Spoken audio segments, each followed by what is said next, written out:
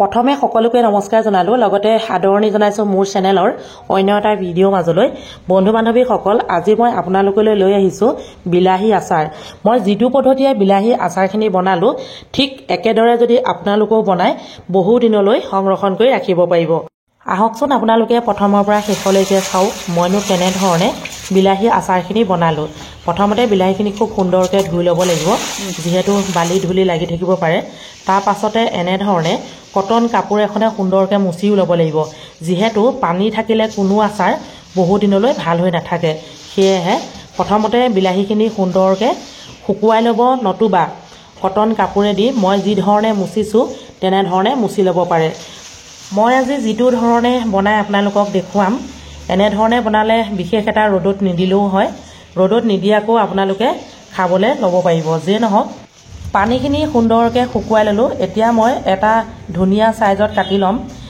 কোনটো সাইজত কাটে সেইটো আপোনালোকৰ ওপৰতে ডিপেন্ড কৰিব এইখিতে আপোনালোকক সকলোকে নমস্কাৰ জনাই কথা এটা ক'ব বিচাৰিছো যদিহে কোনোবাই নতুনকৈ চাই আছে চেনেলটি সাবস্ক্ৰাইব এটা কৰি দিব আৰু কাষতে থকা বেল আইকনটো টিপি অল কৰি থব যিমান পাৰো অৰ্থপূৰ্ণ ভিডিঅ' এনে ধৰণে আপোনালোকলৈ আগবঢ়াবলৈ চেষ্টা কৰিম আপোনালোকে নিশ্চয় চাই ভাল পাব এইফালে মন কৰকচোন এই যে বিলাহী টান টান অংশ বুকু অংশ মানে এইগিডখ কিন্তু দিব নালাগে কিয় ককচোন ভালদৰে নিখিজেও আৰু খায়ো ভাল নালাগে সেয়েহে সকলো বিলাহী কাটি এনে ধৰণে বুকু অংশ মই উলিয়াই পেলাম আৰু এই গুটিখিনিও অৱশ্যে পেলাই দিব পাৰে কিছুমানে গুটিখিনি পেলাইও দিয়ে কিছুমানে নিদিয়ে মই অৱশ্যে গোটেই গুটিখিনি এতিয়া পেলাই নিদো আপোনালোকক কাটি সুন্দৰকৈ দেখুৱাইছোহে এইটো সাইজতে সকলোখিনি এতিয়া মই কাটি ল'ম ভালদৰে মন কৰিব এতিয়া সব বিলাহীখিনি কাটি হোৱাৰ পাছত এটা সফা পাত্ৰত এনে ধৰণে লৈ ল'ব মই বাল্টিংটোকে ব্যৱহাৰ কৰিছো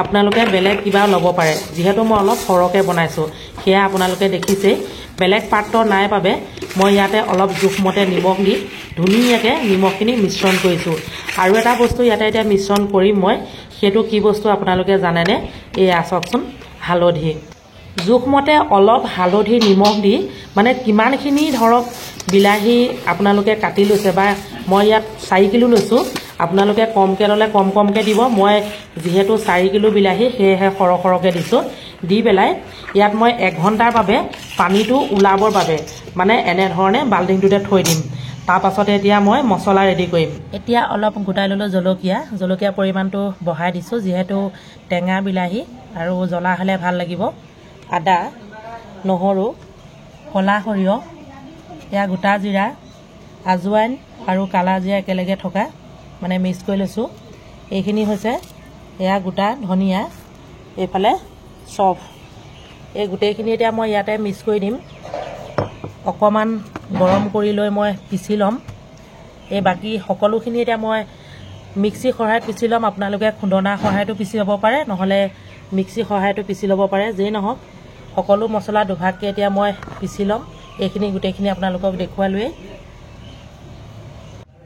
আপোনালোকে এটা কথা মন কৰিব আচাৰত দিয়া মছলাখিনি অকমান যদি গৰম কেৰাহীত গৰম কৰি লয় ৰংটো হলুৱা লগে লগে ইয়াৰ গোন্ধটো বৰ ধুনীয়া গোন্ধায় নহয়নে বাৰু আপোনালোকে নিশ্চয় আচাৰ যিসকলে বনাব জানে তেওঁলোকে গম পাইছে যে নহওক চকচোন এতিয়া ৰংটো হলাই পেলালে মানে মছলাখিনি অকমান মানে ভাজি ল'ব অকমান সময় দেই এতিয়া মই ঠাণ্ডা হোৱাৰ পাছত এটা পাত্ৰত এনে ধৰণে উলিয়াই দিলো লগতে অলপ বগা সৰিয়হ লৈ লৈছো এয়া জোখমতে লৈছো যেহেতু 4 কিলো বিলাহী সেয়েহে সকলো জোখমতে লৈছো এতিয়া মই এই 1 ঘণ্টা যে বিলাহীখিনি থৈ দিছিলো নিমখ আৰু হালধি সানি সেইখিনি পানীটো নিগৰাই লৈছো মানে পানীখিনি উলাবলৈ দিছো যেহেতু পানী থাকিলে কোনো আচাৰ ভাল হৈ নাথাকে নিমখ আৰু হালধি সানি দিয়াৰ বাবে যথেষ্টখিনি পানী ওলালে চাওকচোন এয়া গোটেই পানীখিনি মই উলিয়াই পেলালো এটা খৰাহী সহায়ত সেয়া আপোনালোকক সুন্দৰকৈ দেখুৱাই দিছো আনফালে মছলাখিনিও সুন্দৰকৈ মই এতিয়া আধা পিছা কৰি ল'লো মানে একেবাৰে মিহি কৰি লোৱা নাই আধা পিছা কৰি ল'লো এয়া চাওকচোন আপোনালোকক সুন্দৰকৈ দেখুৱাই দিছো এইফালে জলকীয়া আদা নহৰু সেইখিনিও মিক্সি সহায়তে পিছি ল'লো এতিয়া মই এটা কেৰাহীত জোখমতে তেল দিছো ইয়াত মই তেল 1 লিটাৰ দিছো আৰু লগতে দুটামান শুকান জলকীয়া পাঁচফোৰণ আৰু তেজপাত প্ৰথম কামটো হ'ব আমাৰ বিলাহীখিনি এনে ধৰণে তেল অলপমান সৰহকৈ দি ভাজিব লাগিব যেহেতু বহু দিনলৈ সংৰক্ষণ কৰি ৰাখিম সেয়েহে তেল অলপ বেছিকৈ দিছোঁ। যিকোনো আচাৰতে তেল যদি বেছি হয় তেতিয়া আচাৰখিনিও বৰ সুন্দৰ হৈ থাকে, নহয়নে বাৰু? আৰু এটা কথা আপোনালোকে মন কৰিব, বিলাহী সিজোতে বেছি সময় নলয়। সেয়েহে অকণমান সময় এনেধৰণে ভাজি লৈ এটা এটাকৈ বস্তু মই যোগ কৰি যাম। নিমখ আৰু হালধি ইতিমধ্যে পানীত ওলাই গ'ল, সেয়া আপোনালোকে দেখিলেই যথেষ্টখিনি ওলাই গ'ল। ইয়াত অলপ অলপ দিলেই হ'ব, আৰু মানে অলপ অলপটো আছেই, সেয়েহে আৰু অলপ অলপ যোগ কৰিলেই হ'ব। মানে ধৰক বেছি নিমখ হ'লেও ভাল নালাগে বা কম হ'লেও ভাল নালাগিব। আচাৰত অলপ নিমখ হ'লে ভালেই লাগে, কিন্তু অত্যন্ত যদি বেছি হয় কিন্তু বেয়া লাগিব। এতিয়া মই এই জলকীয়াখিনি যোগ কৰি দিলোঁ। এতিয়া আদা নহৰুখিনি যথেষ্টখিনি পানী ওলাইছে, নহয়নে? সেয়েহে ইয়াৰ লগে লগে যোগ কৰি দিছোঁ আৰু অকণমান সময় ভাজি দিম। বিলাহী, জলকীয়া, আদা নহৰু তাত অলপ অলপ হ'লেও পানী আছে, নহয়নে? অকণমান সময় যদি মই এতিয়া ভাজি দিওঁ, ইয়াৰ বাহিৰৰ পানীখিনি যিখিনি মানে লাহেকৈ শুকাই যাব। এয়া চব বিলাহীখিনিও গলি গ'ল, পানীখিনিও অলপ শুকাই গ'ল, হয়নে নহয় কথাটো আপোনালোকে মন কৰকচোন। এতিয়া আৰু এটা বস্তু যোগ কৰিবলৈ আছে, সেইটো কিনো দেখুৱাই আছোঁ আপোনালোকক, চাই থাকক। মই যিটো ধৰণে আপোনালোকক দেখুৱাইছোঁ বা যিটো পদ্ধতি দেখুৱাইছোঁ, আপোনালোকে ঠিক একেদৰে যদি থয়, এবছৰলৈ বিলাহী মানে সোৱাদ লৈ থাকিব পাৰিব। একেবাৰে যেতিয়া বিলাহী নথকা ছিজনত আপোনালোকে আৰামত বিলাহী সোৱাদ ল'ব পাৰিব, নহয়নে বাৰু? এয়া চব অকণমান এনেকৈ হাতাখনৰ সহায়ত ভাঙিও দিব পাৰে। আৰু এটা কথা বহুত গুৰুত্বপূৰ্ণ, আচাৰ বনাবলৈ একেবাৰে পকা বিলাহীটো ইমান ভাল নহয়। আধা কেঁচা আধা পকা বিলাহীটোহে বেছি ভাল হয়। সেয়েহে পৰাপক্ষত আপোনালোকে এনে বিলাহী ল'ব আৰু খাবলৈও ভাল পাব। যদিও অলপ চলপ এয়া ভগা নাই, মোৰ হাতাখনৰ সহায়ত ভাঙি দিছোঁ। আৰু যিহেতু এইখিনি জেলি নহয়, আচাৰহে হয়, সেয়েহে গোটা গোটাকৈ অলপ থাকিলে ভালহে লাগিব।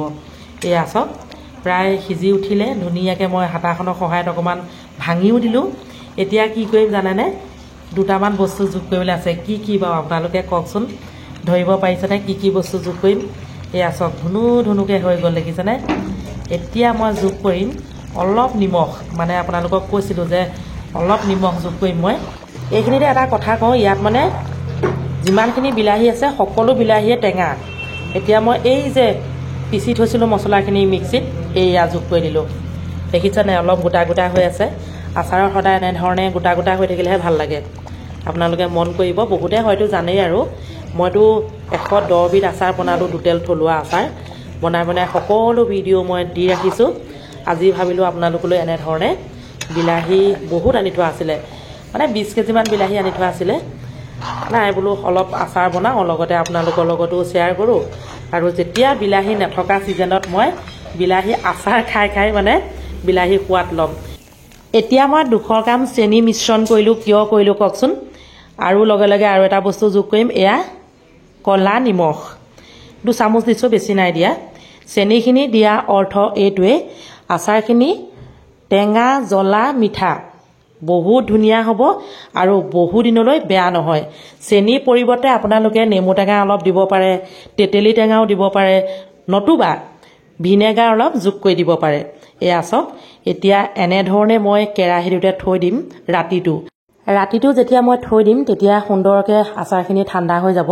যিকোনো আচাৰ বনালে সম্পূৰ্ণ ঠাণ্ডা হোৱাৰ পাছত বৈয়ামত ভৰাব লাগে। ঠিক একেদৰে মই ভৰাম, আজি নহয় কালিলৈ ভৰাম। আজি আপোনালোকক দেখুৱালোঁ। আচাৰ বনোৱা পদ্ধতিটো আপোনালোকৰ পচন্দ হ'লনে? যদিহে পচন্দ হ'ল, লাইক কমেণ্ট অকণমান শ্বেয়াৰ কৰি দিব। আজিলৈ আহিছোঁ, শেষত সকলোকে মৰম যাচিছোঁ। ইমান সময় ভিডিঅ'টো চাই থকাৰ বাবে অন্তৰৰ পৰা বহুত বহুত ধন্যবাদ জনাইছোঁ।